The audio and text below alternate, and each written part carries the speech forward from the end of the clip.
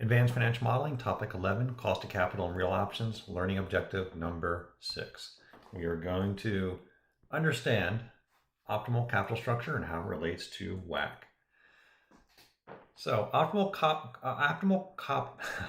capital structure is the mix of debt and equity investments that minimizes the cost of capital or minimizes the WACC, which, by the way, is equivalent to maximizing the value of the stock. Because if you think of the value of the stock as the present value of free cash flows discounted at WACC minus the debt, well, if you can minimize WACC, you're going to maximize the present value of free cash flows, so it's going to maximize the value of the firm. So the optimal capital structure is the one that minimizes the cost of the WACC. So how is WACC minimized?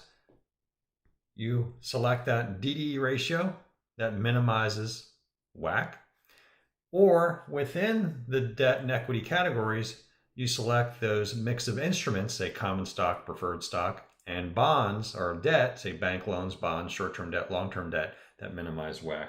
But let me just show what I mean using a graph. But let's talk about first the advantages of using equity versus debt in financing a firm or a project. So what are the advantages of issuing equity, which is also a disadvantage of issuing debt?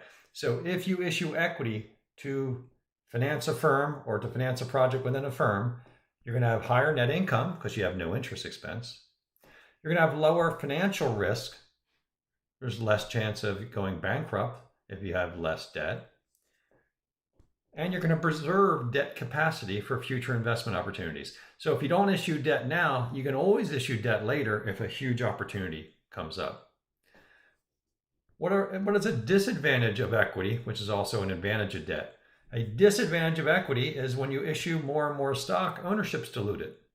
So you're going to get smaller dividends, smaller voting influence. Also, if a firm is issuing more stock, it may feel that the stock is overvalued. So the reason the firm is issuing more and more stock is they feel the stock is overvalued, so they're trying to issue it while the price is high. Lastly, a disadvantage of equity is dividend payments are not tax deductible. Interest payments to bondholders and banks are. So that is definitely a disadvantage of equity. So when I think about optimal capital structure, and I can think about maybe having a 0 DDE ratio to a very high DDE ratio, and I see the impact on WACC. We feel that in theory there is a minimum or a WACC minimizing DDE ratio.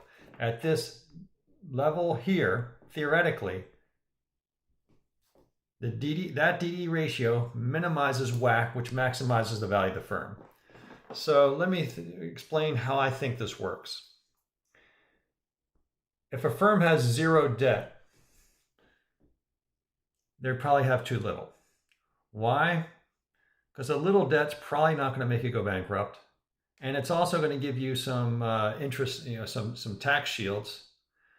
So why not issue a little debt? A little debt's not going to make you much riskier, but you're going to save in taxes. So that's going to probably increase the value of the firm by minimizing WACC. However, at some point, the level of debt gets so big that it's starting to cause problems. There's now a non-minimal level of risk that the firm's going to go bankrupt. Maybe you don't get long-term contracts. Maybe you can't undertake long-term projects.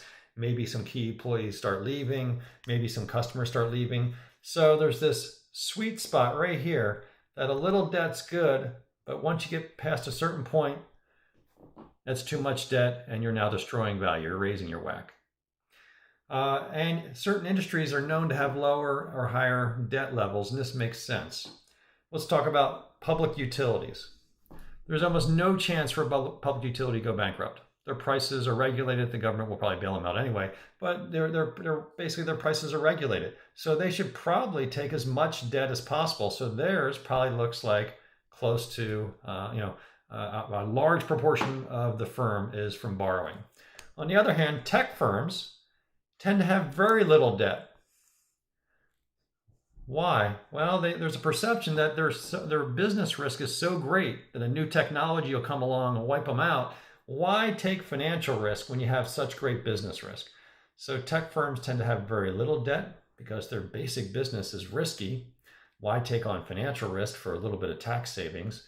On the other hand, public utilities, they're so safe. Why not just maximize the value of those tax shields on interest payments?